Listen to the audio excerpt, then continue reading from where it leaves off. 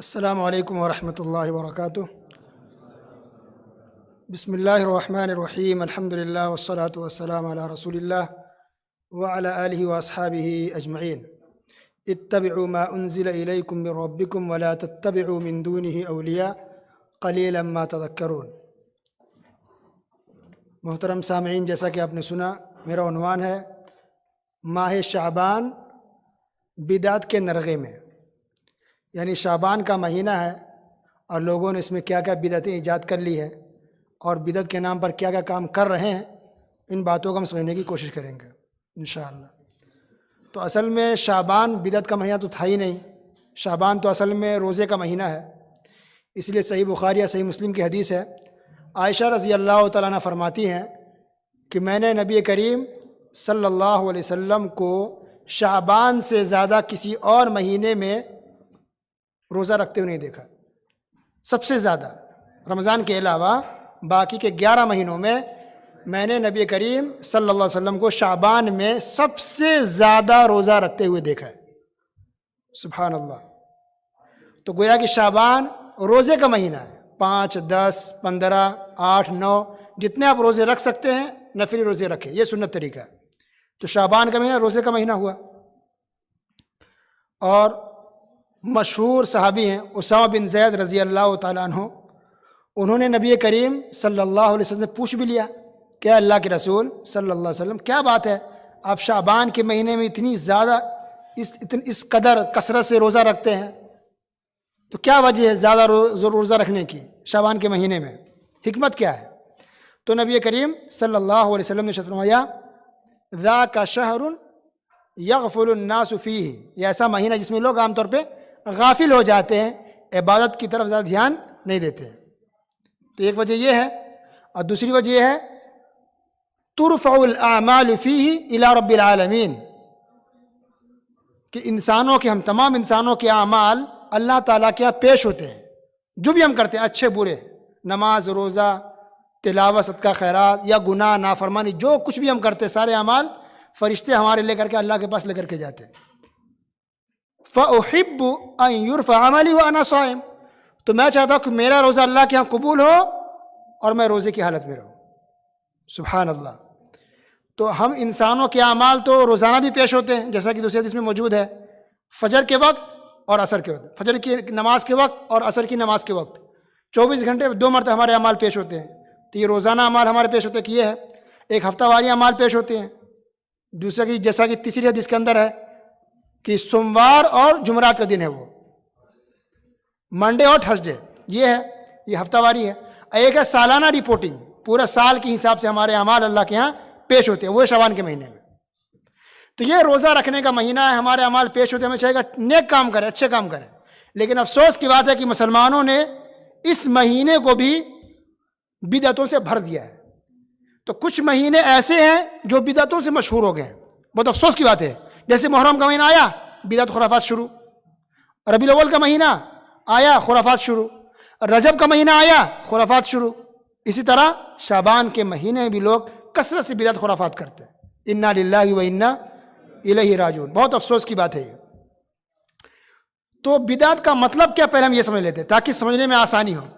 بدعت کہتے ہیں کیونکہ ہم کسی کو کہتے ہیں بھائی یہ بدعت ہے، نہ کرو، غلط ہے، شب بارات آ رہا، نہ کرو، غلط ہے، تو لوگ کیا کہتے ہیں کہ ہماری نیت تو اچھی ہے، اگر ہم شب بارات میں 15 شعبان کو اگر ہم جاگ گئے، قیام اللیل کر لیا تو کیا حرج ہے، ہم نے ایک خاص وظیفہ کر لیا تو کیا مشکل ہے، خاص نمازیں الگ سے اسپیشل الگ سے کچھ نمازیں پڑھ لی خاص طریقے پر، تو کیا حرج ہے، نیت اچھی ہے، اللہ کے لیے کر رہے ہیں، اللہ کی رضا کے لیے کر رہے ہیں، تو غلط کیوں ہے؟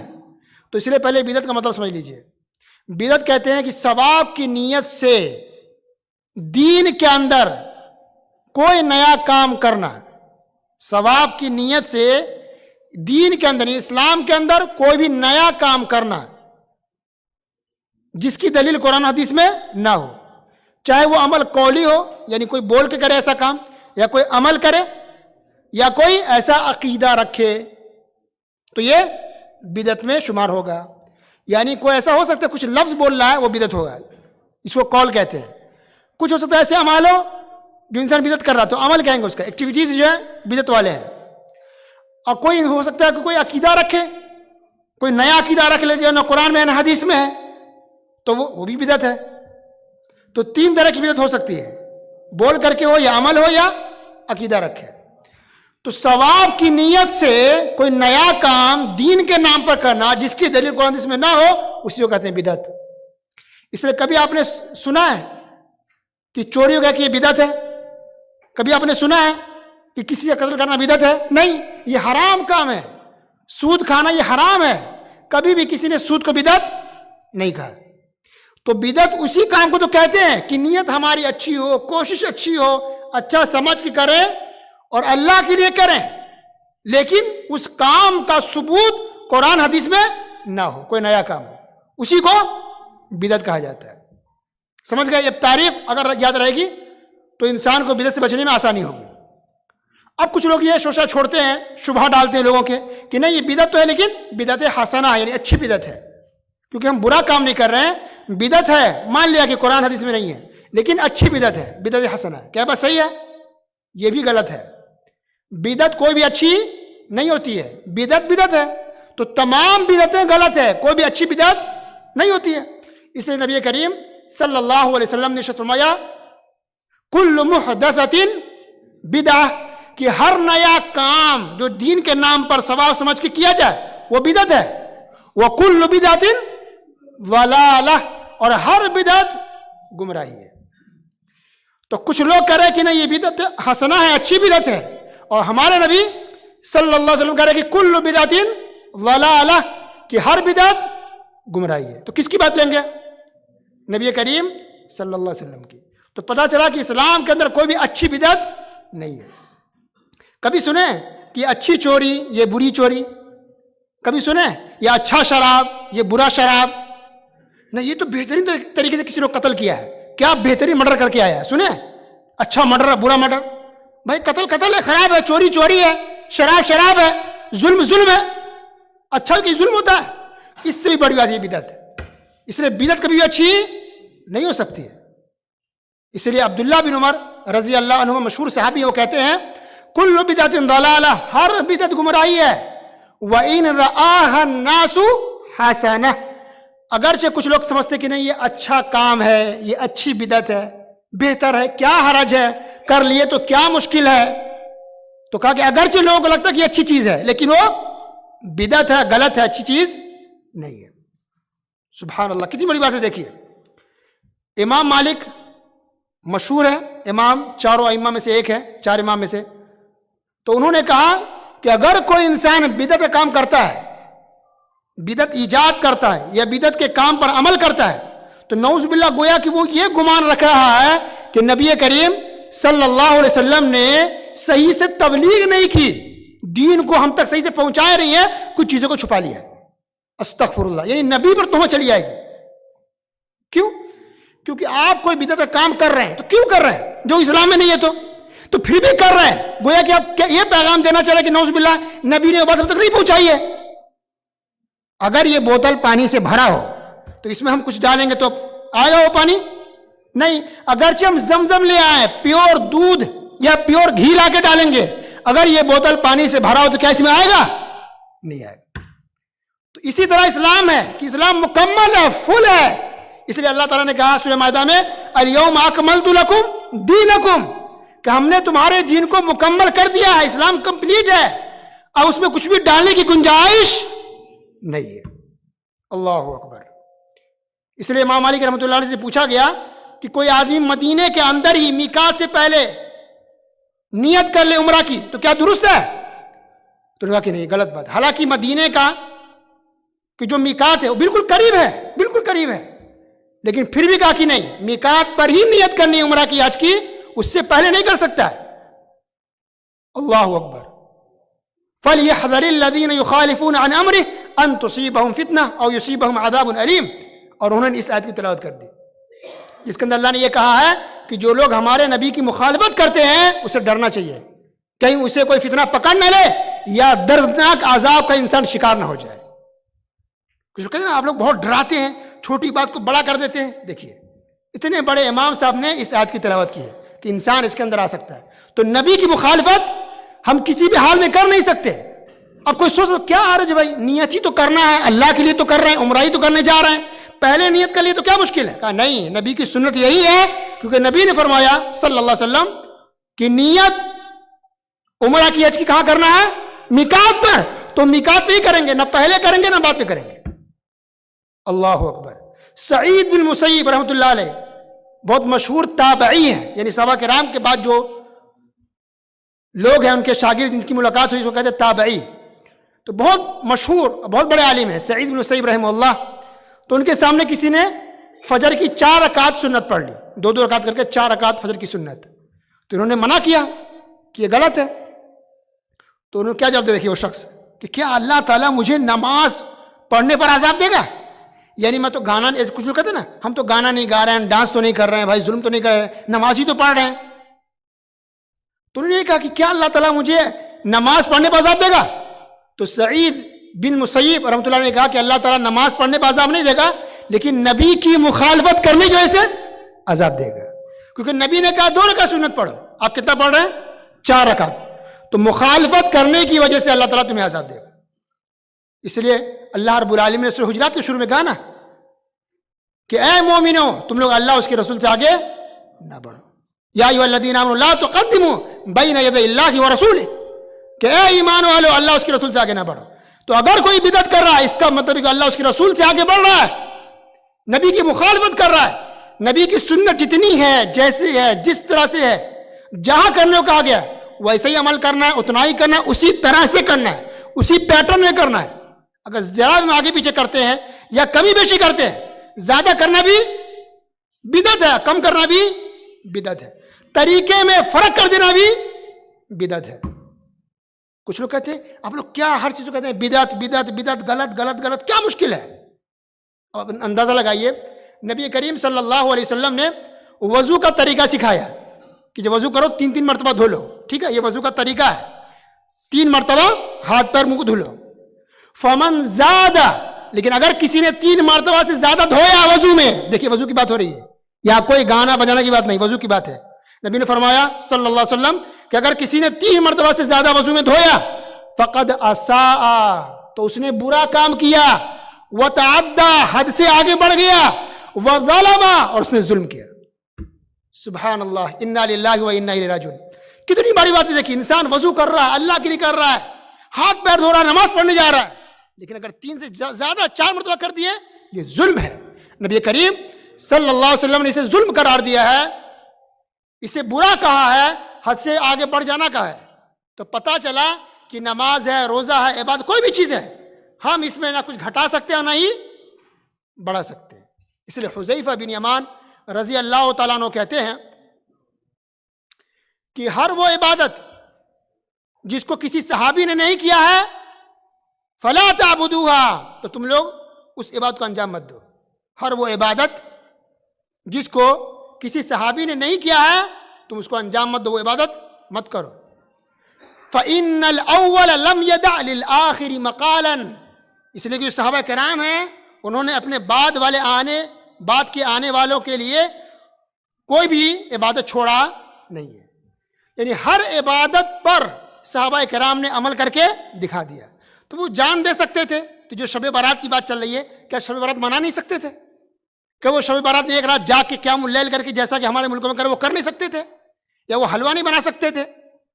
یا وہ یہ لوگ جو نمازیں پڑھتے اسپیشل وہ نہیں کر سکتے تھے؟ جو انسان جان دے سکتا ہے، بتائیے، قربانی دے سکتا ہے اپنی بیویوں کو، جو لوگ بیوہ کر سکتے ہیں، اپنے بچوں کو یتیم کر سکتے ہیں، اللہ کی خاطر اپنے آپ کو شہید کر سکتے ہیں، کئی چھوٹی چیزیں کام نہیں کر سکتے تھے؟ نہیں کیا ہے۔ حالانکہ صحابہ کرام کے زمانے میں بھی شعبان کے مہینے آتے تھے، ایسا نہیں کہ ہمارے زمانے میں انڈیا پاکستان بنگلہ دیش میں پہلی بار شعبان کا مہینہ آ رہا ہے، آتے تھے شعبان کے مہینے، ان لوگوں نے نہیں کیا۔ اس کا مطلب ہے کہ شب بارات منانا صحیح نہیں ہے۔ تو شب بارات میں لوگ اتنے خرافات کرتے ہیں، اللہ کی پناہ، الگ سے نماز پڑھتے ہیں کچھ لوگ شب بارات میں، یعنی 15 شعبان کی یاد کو شب بارات کہتے ہیں، تو اس میں ہزاری نماز کے نام سے نماز پڑھی جاتی ہے، 14 رکعت خاص اسپیشل طریقے سے کچھ لوگ نماز پڑھتے ہیں 15 شعبان کو۔ یہ ساری چیز غلط ہے۔ حلوہ بنانا، پکوان بنانا، یہ بھی غلط ہے، کبھی بھی کھائیے۔ یا اسی طرح سے 15 شعبان کو لوگ یہ عقیدہ رکھتے ہیں کہ 15 شعبان شب بارات کو ہمارے گھر والے جو وفات پا چکے ہیں ان کی روحیں آتی ہیں ہمارے گھروں میں، اور دیکھتی ہیں کہ ہمارے گھر والے کون ہماری طرف سے صدقہ خیرات کر رہے ہیں. اگر نہیں کرتے ہیں وہ روحیں رو کر کے جاتی ہیں. اس لیے آپ دیکھتے ہوں گے کہ ہمارے ملکوں کے اندر 15 شعبان کو خاص کر کے گھر کی صاف صفائی ہوتی ہے, لیپا پوتی لوگ کرتے ہیں اسی نیت سے کہ روح آ رہی ہے نا تو اچھی فیلنگ ان کو آئے گی. تو یہ غلط ہے, اسلام کے خلاف طریقہ ہے جی. کسی کی بھی روح دنیا میں لوٹ کر کے نہیں آتی ہے, چاہے ہندو ہو یا مسلم ہو, بزرگ ہو, ولی ہو, اللہ کے نیک بندے ہو. ایک انسان وفات پا گیا اس کی روح دنیا میں لوٹ کر کے واپس نہیں آتی ہے. جنگ احد کے اندر جو صحابہ کرام شہید ہو گئے تھے, اللہ رب العالمین نے ان سے پوچھا کہ تم کیا چاہتے ہو, مانگو, جو مانگو گے میں تمہیں عطا کروں گا. تو ان شہیدوں نے کہا کہ اللہ مجھے دنیا میں مدینہ منورہ واپس بھیج دیجئے, میں چاہتا ہوں کہ اپنے گھر والوں کو جا کے بتاؤں کہ اللہ نے مجھے کتنی عزت دی ہے, کتنا نعمتوں سے نوازا ہے. میں بتانا چاہتا ہوں, خوشخبری دینا چاہتا ہوں, اور اس لیے بھی جانا چاہتا ہوں تاکہ باقی جو صحابہ کرام وہ بھی اللہ تیری راہ میں شہید ہوں, کوئی ڈرے خوف نہیں کریں, یہ اچھا کام ہے. تو اللہ رب العالمین نے کہا کہ میں نے پہلے سے طے کر دیا ہے, فیصلہ کر دیا کہ مرنے کے بعد کوئی بھی دنیا میں لوٹ کر کے نہیں جائے گا, میرا پہلے سے فیصلہ ہو چکا ہے, اس لیے ہم تمہیں دنیا میں نہیں بھیجیں گے, کوئی اور خواہش ہو, کچھ اور چاہیے تو بتاؤ. تو ان صحابہ کرام نے شہیدوں نے کہا کہ نہیں مجھے اللہ کچھ نہیں چاہیے, سب کچھ تم نے دے دیا ہے. تو اس حدیث سے یہ معلوم پڑا کہ اگر کسی کی روح دنیا میں آ سکتی تو کس کی آتی؟ جنگ احد میں شہید ہونے والے صحابہ کرام کی آتی. خواہش ظاہر کی نہیں ہے, اللہ نے نہیں بھیجا ان کو, تو ان کے بعد آنے والے کسی کی روح دنیا میں آ سکتی ہے نہیں. تو شریعت سے ٹکرا رہی ہے بات جی, کوئی چھوٹی معمولی بات نہیں ہے کہ جانے دیں چھوڑ دیں جو کرنا کریں, ایسا نہیں ہے. یہ شریعت کے خلاف ہے, کسی کی بھی آتما کسی کی روح دنیا میں لوٹ کر کے واپس نہیں آتی. تو یہ سب خرافات ہے جو مسلمانوں نے شعبان کے مہینے کو بدعتوں سے بھر دیا ہے. افسوس کی بات ہے. تو شب بارات منانا یہ اسلام میں صحیح ہے ہی نہیں. بڑے بڑے علماء کرام نے کہا کہ شب بارات سے متعلق جو روایتیں پیش کی جاتی ہیں وہ صحیح نہیں ہے, یا تو حد درجہ ضعیف ہے یا موضوع من گھڑت ہے. بہت بات جو سمجھ میں آتی وہ یہ ہے کہ 15 شعبان کی جو رات ہے, 15 شعبان کی رات ہے جو شب بارات, اس کی فضیلت ہے. یہ بہت زیادہ مانے تو اتنی بات سمجھ میں آتی ہے, اس کو بھی کچھ علماء نے کہا کہ حسن درجے کی ہے, ورنہ اکثر ضعیف کا ہے. تو بہت بات جو سمجھ میں آتی ہے وہ یہ کہ 15 شعبان کی رات کی کچھ تو حقیقت ہے, کچھ فضیلت ہے بس. لیکن عمل کیا جائے الگ سے, یہ بات تو ایک بھی صحیح حدیث نہیں اس تعلق سے. فرق سمجھیے, 15 شعبان کی رات یعنی شب بارات کی فضیلت ہے رات کی, اتنی بات سمجھ میں آتی ہے کچھ حد تک. لیکن اس رات میں الگ سے کوئی بھی وظیفہ, الگ سے کچھ کام کیا جائے, الگ سے کوئی نماز, الگ سے کوئی وظیفہ, اسپیشل کوئی کام, اسپیشل کچھ بھی صحیح حدیث سے ثابت نہیں ہے. کس نے یہ بات کہی ہے؟ بڑے بڑے علماء کرام نے. مثال کے طور پر ابن الجوزی رحمہ اللہ ہے, انہوں نے کہا, جن کی وفات 597 ہجری میں ہوئی ہے, انہوں نے الموضوعات کتاب ہے ان کی ذکر کیا ہے کہ اس تعلق سے جو بھی روایتیں پیش کی جاتی ہیں وہ یا تو حد درجہ ضعیف ہے یا موضوع اور من گھڑت ہے. ایک ہے امام قرطبی, مشہور مفسر ہیں, انہوں نے کہا, ان کی وفات 671 ہجری میں ہوئی, انہوں نے کہا کہ شب بارات سے متعلق جو روایتیں پیش کی جاتی ہیں وہ صحیح نہیں ہے. اس سے ایک بہت بڑے مشہور عالم ہے ملا علی قاری, حنفی مسلک کے عالم تھے, یہ دیکھیے بہت بڑے محقق تھے, جن کی وفات 1014 ہجری میں ہوئی ہے. انہوں نے صاف لفظوں میں کہا ہے کہ امام غزالی نے اپنی کتاب احیاء علوم الدین میں شب بارات سے متعلق جو باتیں بیان کی ہے اور عمل کے بارے میں ذکر کیا ہے, آپ لوگ اس سے دھوکہ نہ کھائیں. ان کی کتاب سے آپ دھوکہ نہ کھائیں کہ کوئی بھی روایت صحیح نہیں ہے کہ شب بارات میں یہ کام کرو, یہ کام کرو, یہ خاص وظیفہ, اسپیشل کوئی نماز, ایسی کوئی بھی خاص عمل, خاص اسپیشل کام شب بارات سے متعلق جو روایتیں پیش کی جاتی ہے وہ صحیح نہیں ہے. یا تو حد درجہ ضعیف ہے, قابل قبول نہیں, یا تو موضوع اور من گھڑت ہے جو درجنوں ہے اور لوگوں میں مشہور کر دی گئی. اب اتنے بڑے بڑے محدثین نے, اتنے بڑے محققین نے جب کلیئر کر دیا ہے, پھر بھی انسان اپنے ضد پڑا رہے تو یہ صحیح نہیں ہے. اللہ رب العالمین نے ارشاد فرمایا, قل اتعلمون اللہ بدینکم. کچھ لوگ کہتے ہیں نہیں سمجھتے, سمجھانے کے باوجود کر لیں گے تو کیا مشکل ہے, کیا حرج ہے. تو اللہ نے کہا کیا تم لوگ اللہ تعالیٰ کو دین سکھاؤ گے؟ یعنی اگر شب بارات میں کچھ کرنا اگر ہوتا تو اللہ تعالیٰ قرآن میں ذکر کرتا, یا رسول اللہ صلی اللہ علیہ وسلم حدیث میں ذکر کر دیتے. تو جب نہیں ہے تو ہمیں زبردستی کام نہیں کرنا چاہیے, کر لیے تو کیا حرج نہیں. اللہ نے کہا کیا تم لوگ اللہ کو دین سکھاؤ گے؟ بھائی دین وہی ہے جو اللہ تعالیٰ نے آسمان سے نازل کیا ہے. اس لیے اللہ رب العالمین نے سورہ اعراف آیت نمبر 3 میں ارشاد فرمایا, اتبعوا ما انزل الیکم من ربکم, کہ لوگوں تم لوگ اس چیز کی پیروی کرو جو اللہ نے آسمان سے اوپر سے نازل کیا ہے. ولا تتبعوا من دونی اولیاء, اس کے علاوہ اولیاؤں کے پیچھے نہ چلو, کسی اور کی پیروی مت کرو. قلیلا ما تذکرون, لیکن تم میں سے کچھ کم ہی تم لوگ نصیحت حاصل کرتے ہو. اللہ اکبر. تو اس سے بھی واضح ہو گیا کہ کچھ ہی لوگ ہوں گے جو نصیحت حاصل کرتے ہیں, یا کچھ لوگ بھی کم ہی نصیحت حاصل کرتے ہیں. اکثر لوگ غلطی پر ہوتے ہیں, اور یہ بھی لوگ کہتے ہیں نا, شبہ ظاہر کرتے ہیں کہ اگر شب برات منانا اگر غلط ہوتا تو اتنے بڑے پیمانے پر لوگ کیوں کرتے, اتنے سارے لوگ کیوں کرتے, پاگل ہیں, بیوقوف ہیں. ان میں تو علماء ہیں, عالم دین ہیں, پڑھے لکھے لوگ ہیں. تو اس کا بھی جو اللہ نے قرآن میں دے دیا. اللہ نے ارشاد فرمایا وَإِن تُطِعْ أَكْثَرَ مَن فِي الْأَرْضِ, کہ نبی اگر اکثر لوگ اگر پیچھے پڑیں گے, اکثر لوگ اگر بات مانیں گے تو کیا کریں گے لوگ؟ يُضِلُّوكَ عَن سَبِيلِ اللَّهِ, یہ لوگ تو آپ کو اللہ کے راستے سے ہٹا دیں گے, گمراہ کر دیں گے. پتہ چلا کہ اسلام میں اکثریت نہیں دیکھنی چاہیے, میجورٹی کے پیچھے نہیں بھاگنا ہے, بلکہ اصل دلیل دیکھنی ہے کہ قرآن میں اللہ نے کیا کہا اور رسول اللہ صلی اللہ علیہ وسلم نے کیا ارشاد فرمایا ہے. اسلام میں دلیل ہے, لوگوں کی تعداد, ملک اور علاقہ, باپ دادا نہیں ہے. اس لیے اللہ رب العالمین نے سورہ انعام آیت نمبر 153 میں ارشاد فرمایا وَأَنَّ هَذَا صِرَاطِي مُسْتَقِيمًا فَاتَّبِعُوهُ, کہ یہ میرا سیدھا راستہ ہے, لہذا تم لوگ اس سیدھے راستے پر چلو, اور الگ الگ راستوں پر مت چلو, ورنہ یہ الگ راستے جو ہے تمہیں بھٹکا دیں گے, گمراہ کر دیں گے. اور نبی کریم صلی اللہ علیہ وسلم نے لائن کھینچی سیدھی بالکل, اور پھر دائیں بائیں لکیر کھینچی. ایک حدیث میں یہ ہے کہ 2 دائیں 2 بائیں, ایک حدیث میں یہ ہے کہ کئی لکیریں کھینچی دائیں بائیں, اور ایک سیدھا راستہ. کہا کہ یہ جو سیدھا راستہ ہے, یہ سیدھی جو لائن ہے, یہ صراط مستقیم ہے, سیدھا راستہ ہے. اور جو دائیں بائیں جو ہے یہ لائن ہے, یعنی یہاں پر شیطان بیٹھے ہو جو لوگ گمراہ کرتا ہے, بھٹکاتا ہے. تو اتنے سارے جو الگ الگ شرک, بدعت, خرافات کرتے ہیں, یہ شیطان اسے کروا رہا, گمراہ کر کے رکھے ہوا ہے. جو سیدھا راستہ جو جنت میں لے کے وہ کون سا راستہ ہے؟ اللہ اور اس کے رسول صلی اللہ علیہ وسلم کا راستہ ہے. اللہ اکبر. آخر بات, وقت ختم ہو چکا ہے. آخری بات یہ ہے, خلیفہ ہارون رشید مشہور خلیفہ گزرے ہیں جن کی وفات 193 ہجری میں ہوئی ہے. انہوں نے کہا کہ میں نے جہمیہ فرقہ کے اندر دیکھا کفر, اور معتزلہ گمراہ فرقہ کے اندر میں نے دیکھا ہے کہ اس کے اندر بھی گمراہی بہت زیادہ ہے, اور شیعہ مذہب کے اندر میں نے دیکھا کہ لوگ جھوٹ بہت بولتے ہیں, لیکن میں نے جو حق پایا ہے وہ صرف اہل حدیثوں کے اندر پایا ہے. اللہ اکبر. اہل حدیثوں کے اندر میں نے حق پایا ہے. ان کی وفات کب ہوئی؟ 193 ہجری. ابھی کتنا چل رہا ہے؟ 1446 ہجری, یعنی 1200 سال پہلے کے یہ ہیں. سبحان اللہ. میں تو کہتا ہوں اس لیے کہ ہر مسلمان کو اہل حدیث ہونا چاہیے, سلفی ہونا چاہیے, کیونکہ سلفیت کے اندر, اہل حدیث کے اندر پوری جو بات ہے وہ قرآن حدیث کے بالکل مطابق ہے, عین مطابق ہے. ان کے اندر کوئی بدعت خرافات نہیں ہے. اللہ اکبر. اللہ تعالیٰ تمام مسلمانوں کا اہل حدیث بنائے. اللہ تمام اسلام کے ماننے والوں کو سلفی بنا دے, تاکہ وہ قرآن کو پورے طور پر فالو کر سکیں, اور تاکہ وہ گمراہی سے, خرافات سے بچ سکیں. اللہ تعالیٰ ہم تمام مسلمانوں کو توفیق دے کہ ہم سب کے سب قرآن و حدیث کو فالو کریں, اللہ اس کے رسول صلی اللہ علیہ وسلم کے طریقے پر چلنے والے بنے, اور ہر طرح کے خرافات سے اللہ ہم سب کو بچا اور توبہ استغفار کرنے کی توفیق دے. آمین یا رب العالمین. وصلی اللہ علی نبینا محمد وعلی آلہ وصحبہ اجمعین. السلام علیکم ورحمۃ اللہ وبرکاتہ.